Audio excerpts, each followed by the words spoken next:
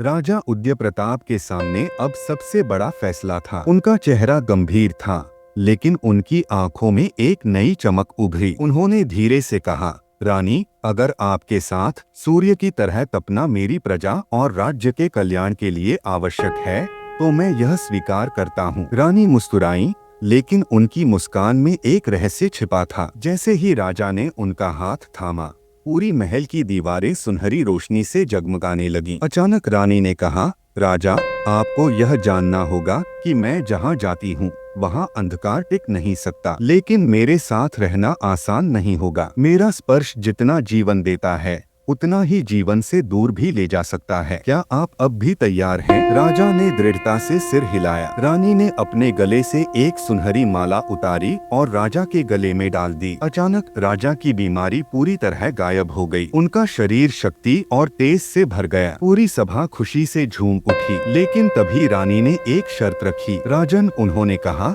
अब आपको सूर्यास्त से पहले एक कक्ष में प्रवेश करना होगा, जहाँ केवल सत्य का वास है। वहाँ आपसे एक सवाल पूछा जाएगा। अगर आपने झूठ बोला तो यह शक्ति आपको छोड़ देगी और आपकी बीमारी वापस लौट आएगी। राजा बिना किसी झिझक के तैयार हो गए। उन्हें एक विशाल सुनहरे कमरे में ले जाया गया। वहाँ एक अदृश्य आवाज गूंजी, राजा, अपने दिल पर हाथ रखकर बताओ, क्या तुम अपने राज्य के प्रति हमेशा निष्पक्ष रहे हो? क्या तुमने कभी किसी के साथ अन्याय किया है? राजा के माथे पर पसीना आ गया। वह चुप रहे। अचानक कमरे की दीवारें कांपने लगीं। रानी बाहर खड़ी थीं और उन्होंने राजा को चेतावनी दी, याद रखो, सत्य का रास्ता कठिन है, लेकिन झूठ तुम्हें विनाश के रास्ते पर ले जाएगा। राजा ने गहरी सांस ली और बोले, मैंने अपने जीवन में कई बार अन्याय किया है, लेकिन वह मेरे राज्य के हित के लिए था। मैंने अपनी प्रजा की भलाई के लिए कठोर फैसले लिए हैं। अगर यह पाप है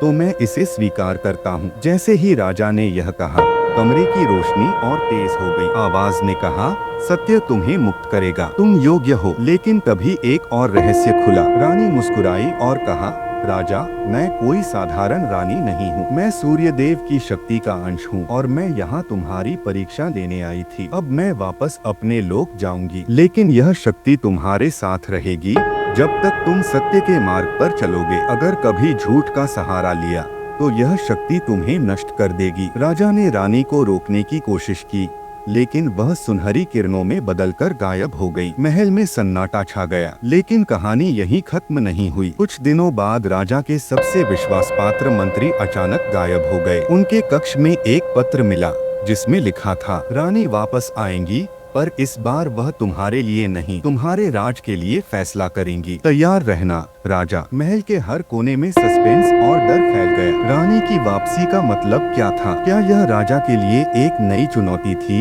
या राज्य पर मंडराते किसी अंधेरे का संकेत? अंत में कैमरा राजा के गले में चमकती माला पर रुकता है और पर्दा गिरता है। सस्पेंस बरकरार रहता है।